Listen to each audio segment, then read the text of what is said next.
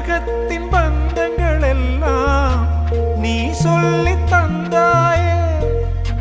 பிறப்புக்கும் இறப்புக்கும் இடையில் வழி நடத்தி சென்றாயே. உனக்கே ஓர் தொட்டில் கட்டி நானே தாயாய் மாறிட வேண்டும். ஆராரிராரோ நான் இங்கே பாட, தாயே நீ கண்ணுறங்கு என்னோட மடி சாய்ந்து.